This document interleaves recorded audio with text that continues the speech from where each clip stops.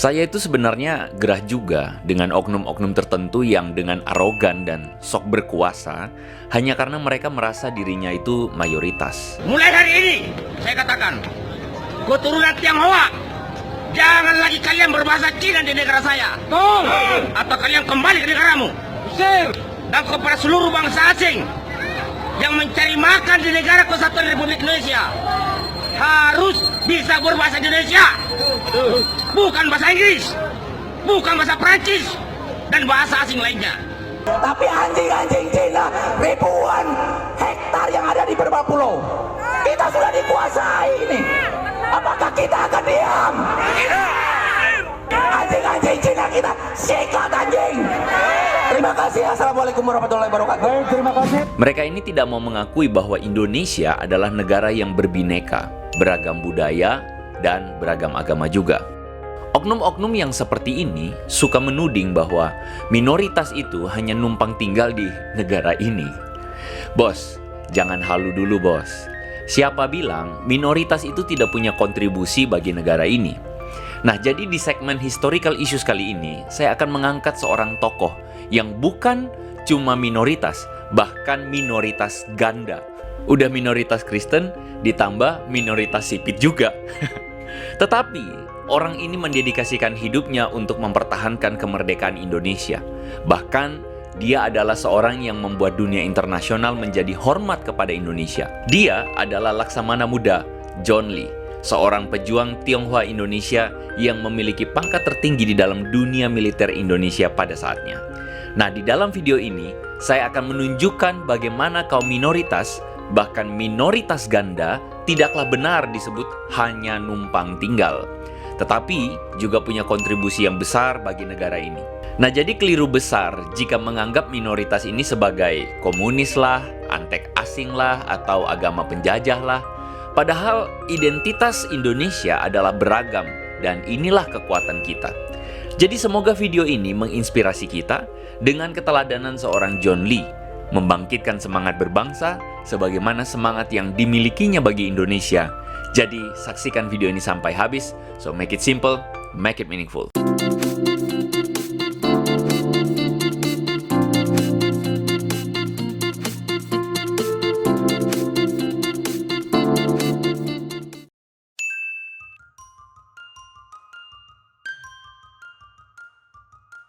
John Lee terlahir dengan nama Lee Cheng Chuan pada Maret 1911 di Manado, Sulawesi Utara, Hindia Belanda. Ia sempat mengenyam pendidikan di Holland's Chinese School dan Christelijk Lagere School hingga tahun 1928.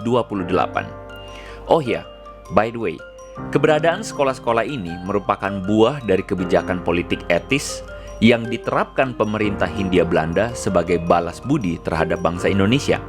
Dan jangan lupa, kebijakan ini adalah buah pemikiran Abraham Kuyper, seorang pendeta, teolog, sekaligus negarawan Belanda yang kemudian diteruskan oleh Van Deventer. Jadi, ini adalah kontribusi kekristenan secara tidak langsung yang memungkinkan lahirnya generasi terdidik, putra dan putri bangsa Indonesia. Data sejarah mengenai hal ini dapat Anda saksikan di dalam ulasan saya sebelumnya, yaitu jejak kekristenan di dalam pergerakan kemerdekaan Indonesia. Kita lanjut lagi. Meskipun demikian, sejak kecil memang mimpi John Lee adalah menjadi seorang pelaut. Akhirnya pada usia 17 tahun, dia meninggalkan Manado untuk pergi ke Batavia dan menjadi pelaut di sebuah perusahaan pelayaran Belanda. Pada masa Perang Dunia Kedua di tahun 1942, ia bertugas sebagai tenaga bantuan operasional di pangkalan Angkatan Laut Inggris di Khorramshahr, Iran. Dan di sanalah dia mempelajari senjata api, manajemen logistik kapal, taktik perang laut, teknik komunikasi dan navigasi, hingga penanganan ranjau laut. Selain mempelajari keahlian militer, John Lee membuat sebuah keputusan besar di dalam hidupnya. Di sanalah dia memutuskan untuk menjadi seorang pengikut Yesus Kristus, serta memberikan dirinya untuk dibaptis. Dan sejak saat itulah, John Lee menjadi seorang Kristen yang taat, serta mendedikasikan hidupnya untuk Tuhan dan untuk mempertahankan kemerdekaan Indonesia.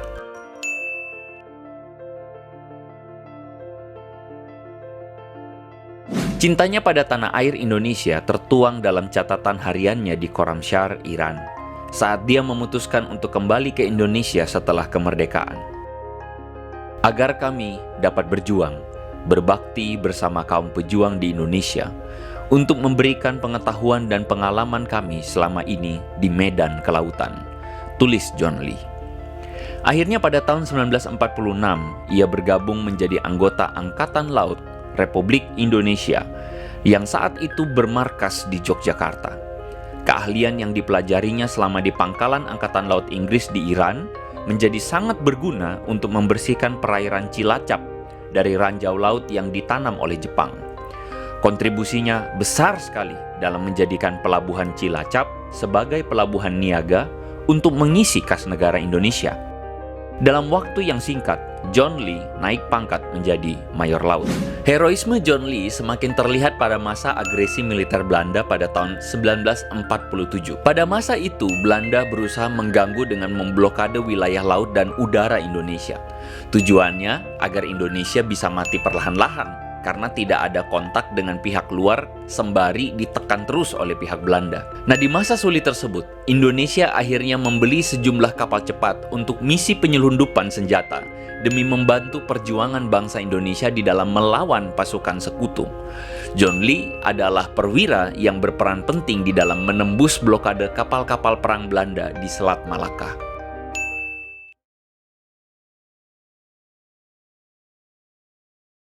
John Lee menamai kapalnya dengan sebutan The Outlaw, dan bersama kapal inilah dia merepotkan blokade Belanda dengan menembus Selat Malaka. Perannya sangat krusial, yakni menyelundupkan teh, karet, dan hasil bumi yang lain untuk dibarter dengan senjata serta meningkatkan devisa Indonesia yang pada saat itu ekonominya sedang terpuruk akibat agresi militer Belanda ini. Persenjataan yang dipasok salah satunya bersumber dari sisa Perang Dunia Kedua yang tersisa di beberapa negara seperti Singapura, Malaysia, dan Thailand. Di dalam buku Tionghoa dalam sejarah kemiliteran, Iwan Santoso menceritakan bahwa operasi perdana kapal The Outlaw adalah dengan rute Singapura, Labuan Bilik di Sumatera, dan Port Swettenham pada Oktober 1947. Saat itu, kapal John Lee menyelundupkan berbagai macam perlengkapan militer, terutama senjata semi-otomatis beserta ribuan peluru. Dikisahkan bahwa kapal The Outlaw sempat diburu oleh Angkatan Laut Belanda, bahkan sempat dihampiri oleh pesawat tempur Belanda. Syukurnya, John Lee berhasil lolos dari penangkapan tersebut. Di sanalah dia pun berdoa dan mengucap syukur atas kemurahan Tuhan dan kasih Tuhan. Setelah berkali-kali lolos dari blokade Belanda, pada tahun 1949, The Outlaw menjalankan misi dari Phuket, Thailand ke Aceh. Tiba-tiba, sebuah kapal Belanda muncul dan menembakkan meriam. Ledakan meriam terjadi di jarak 3 meter dari tempat John Lee berlindung. Di dalam kondisi mencekam itu, The Outlaw sama sekali tidak berdaya. Keajaiban kembali terjadi. Kapal Belanda tersebut mengalami kandas di karang sehingga tidak bisa bergerak lagi. Meskipun begitu, Belanda tidak menyerah. Keesokan harinya, The Outlaw kembali menghadapi serangan susulan yang dilancarkan oleh Belanda melalui udara. Bahkan mereka sempat dihadang oleh kapal tanker Belanda. Namun, lagi-lagi, usaha Belanda gagal karena faktor cuaca yang tidak mendukung. Roh Kudus membungkus kami, ujar John Lee di dalam memoarnya. Aksi penyelundupannya begitu lincah dan membuat patroli Belanda selalu gagal menangkap kapal John Lee. Belanda ini menjadi marah karena radio Inggris BBC sering menyiarkan kisah keberhasilan dari John Lee, dan hal ini sangat mempermalukan pihak Belanda. John Lee ini jelas adalah seorang yang sangat cerdas. Taktiknya dengan bermanuver di sela pulau-pulau kecil dan kadang hanya ditutupi dengan ranting-ranting membuat kapal The Outlaw dijuluki sebagai hantu Selat Malaka oleh Belanda. Bagaimana mungkin kapal kecil tanpa peralatan canggih sekelas The Outlaw dapat mengelabui kapal patroli Belanda yang canggih itu?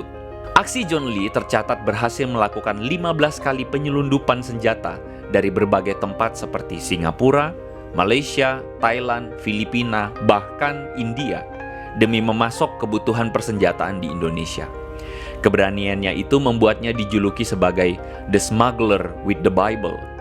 Seorang wartawan asing, Roy Rowan, bahkan memuat kisah John Lee di dalam Guns and Bibles Are Smuggled to Indonesia di majalah Life pada September 1949. Perhatikan, selalu ada kata Bible di sana, dan hal ini memang menunjukkan pribadi John Lee sebagai seorang Kristen yang taat. Dia selalu membawa dua Alkitab, satu berbahasa Inggris dan satu berbahasa Belanda di tengah berbagai misi yang dijalankannya. Bahkan Roy tercengang melihat sebuah kata-kata yang ditulis di dinding kabin John Lee. Kemudikan kapal ini demi Tuhan, negeriku, dan kebaikan umat manusia.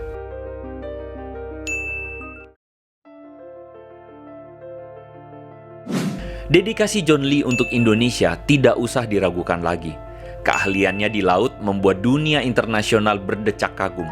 Bahkan iman John Lee membuat Presiden Soekarno hormat padanya.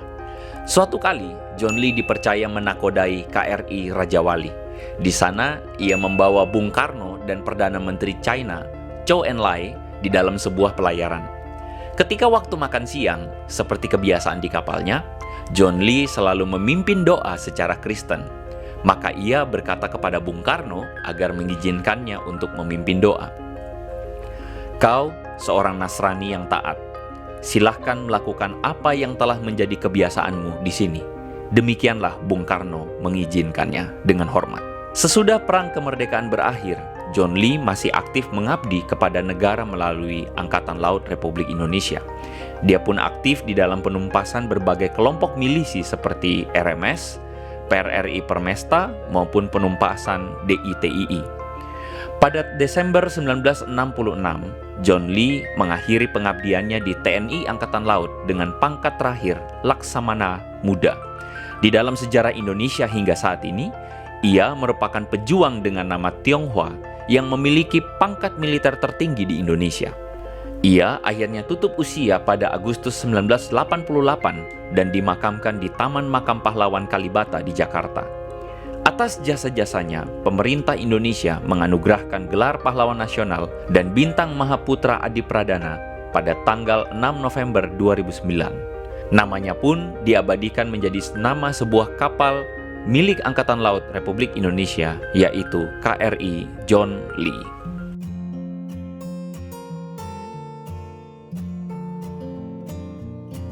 Jadi dari data sejarah yang saya paparkan ini, bagaimana menurut Anda semua? Seberapa besar kontribusi John Lee bagi bangsa kita? Jadi masih layakkah orang yang mengatakan bahwa kaum minoritas, apalagi minoritas ganda ini, tidak punya kontribusi bagi kemerdekaan bangsa Indonesia? Silakan tuliskan komentar Anda di bawah. Jadi sampai di sini saja segmen Historical Issues kali ini. Ini adalah segmen yang saya tujukan secara khusus untuk mengedukasikan setiap kita melalui rangkaian riset data sejarah. Jika ada masukan maupun koreksi, silakan tuliskan di kolom komentar di bawah ya. Nah, jika Anda ketinggalan edisi toko-toko sebelumnya, Anda bisa mengaksesnya di sini. Jadi saya harap riset ini mencerahkan kita dan menginspirasikan kita untuk menyatakan iman kita bagi bangsa ini. Jadi sampai ketemu di video selanjutnya. So make it simple, make it meaningful, make it bless.